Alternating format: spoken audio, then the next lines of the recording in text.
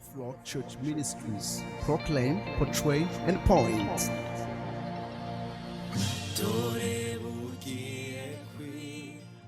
Zaburi 44 ivuga ngo mana twariyumviye n'amatwi yacu basokuruza bacu batubariye ibikorwa wakoze mu gihe cabo mu gihe ca kera wasoje amahanga ukuboko kwawe ariko bo urahabagerera wateye amoko amarushwa uca ugasaza bano kuko atari yabo nkota yabahaye kwegukira igihugu kandi atari ukwabo kuboko kwabakijije ariko n'ikiganza cawe c'iburyo n'ukuboko kwawe n'umuco wo mu nyonga hawe kuko wabakunze.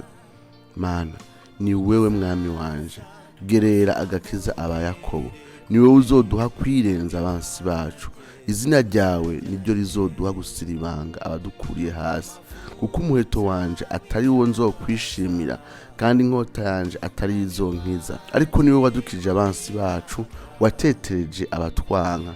Imana niyo twirata umunsi ukira kandi tuzoshima izina ryawe ibihe bidashira. Sela. Ariko noneho wadushiburiye kure, waruteye gukengerwa kandi ntugitabarana n'ingabo zacu, watumye abansi bacu badukimiranya, abatwanka baratwinyagira, wadutanze nk'intama z'imbagwa, wadushwiragirije mu mahanga, ugura abantu bawe ubusa kandi ibiguzi vyabo ntiwabironse n'inyungu, uduhindura ruvumwa ku babanyi bacu, agatwengo no gucokogwa ku badukikije, watugize iciro ry'imigani mu mahanga, abo kuzungurizwa imitwe n'amoko, ubugene nkengeretse bunyama imbere umunsi ukira, isoni zo mu maso hanje zirantwikiriye, kubwijwi ry'utongana agatukana kubw'umwansi n'umuhozi. Ivyo vyose vyadushitseko ariko ntitwakwibagiye kandi twavuye mu isezerano ryawe. Imitima yacu ntiyasubiye inyuma, intambuko zacu ntizatirimutse ngo zive mu nzira yawe. Nawe ngo tuvunagurira ahantu h'imbwebwe, ukadutwikiriza igitutu c'urupfu. Namba twaribagiye izina ry'Imana yacu, canke tukaya amaboko imbere y'indi mana, mbega Imana ntizobisuzuma kuko izi amabanga yo mu mutima. Mbere twirirwa twicwa bakuduhora, twageranijwe n'intama z'imbagwa. Ibambure mwami, niki kigusinzirije? Vyukuruka ntudushirire kuri ibihe bidashira. Niki gituma upfuka mu nyonga hawe ukibagira amarushwa yacu no guhazwa kwacu, kuko ubugingo bwacu bwunamitswe bugashika mu mukungu, inda yacu yamatanye n'ivu. Kura hasi udutabare, uducungure kubw'imbabazi zawe. Dore bugiye kwira kano karirimbo kabahezagire, tugaruke mu kanya muri Zaburi yacu 44.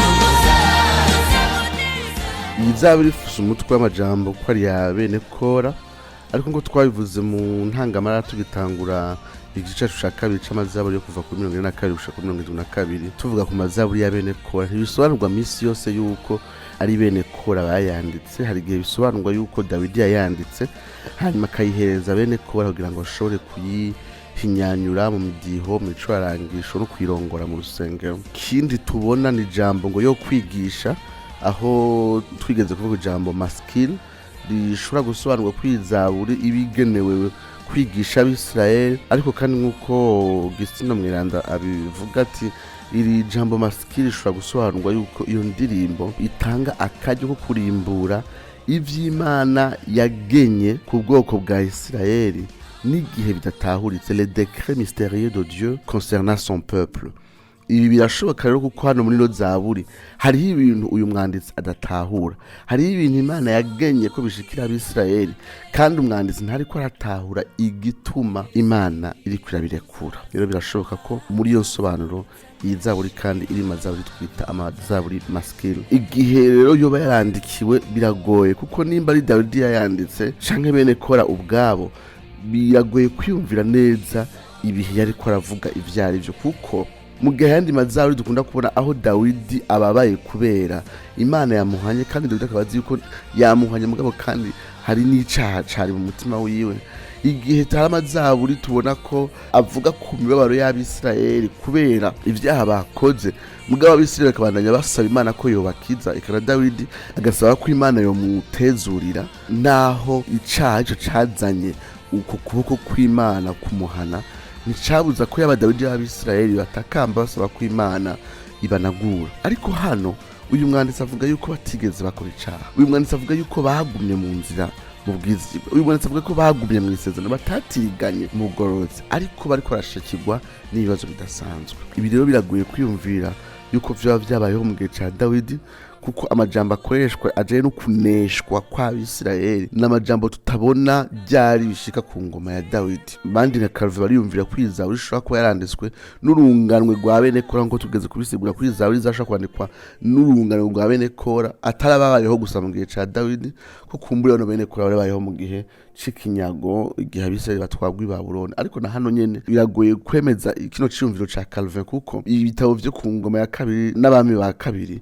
ibi ni ibitabo biza kurangira tubona yuko vy'ukuri gutwagwa kw'inyagano kw'Abisirayeli badashobora kuvuga aya majambo ngo ivyo vyadushitseko, ariko tutigeze tukwibagira, tutigeze tuva mu isezerano ryawe, tutigeze dusubira inyuma, tutigeze dutirimuka mu nzira zawe. Imana yabatwaye i Babuloni kubw'ivyaha vyabo. Biragoye kwiyumvira ko bene Kora bashobora kwandika iyo Zaburi nk'iyo onye mu bihe vya captivité y'i Babuloni, mu bihe vyo kunyagwa n'abanyababuloni. Ariko ndibaza yuko iyi Zaburi yanditswe na Dawidi mu buryo prophétique, mu buryo bw'ubuvugishwa. Yaba ari we yoba yarayanditse, eka na bene Kora bo mu gihe ca Dawidi barashobora kuba bari bafise umutima w'ubuvugishwa, kuko turabibona mu ngoma, turamaze kubibona yuko bano barongozi mu buryo bwo guhimbaza abatari bake muri bo bari basanzwe bafise n'ingabire y'ubuvugishwa. Yaba bene Kora yaba Dawidi ubwiwe, birashobora ko iyi Zaburi iri prophétique, iri kuravuga ibihe vy'umubabaro Abisirayeli bazocamwo bagahamwa atari kubw'ivyaha vyabo. Kandi ibintu vyatevye gushika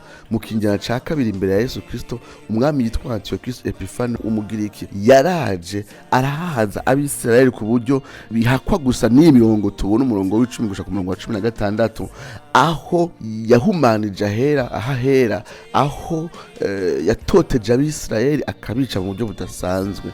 Abifuza kumenya ivya Antiochus Epiphanes barashobora gusaba weekly bread yacu twakoze kuri série ya texte sans contexte, aho twako turiga umurongo wo muri Daniel uvuga ngo kandi abazi Imana yabo bazokora ivy'ubuhizi, tugerageza gusobanura umurongo tuwushira mu bihe vy'ihamwa vya Antiochus Epiphanes. Birashoboka yuko Dawidi ariko arahishurirwa mu buryo bw'ubuvugishwa ibino bihe vyaho Abisirayeli bazohahazwa n'umwami w'umunyamahanga, kandi akabahaza batakoze icaha.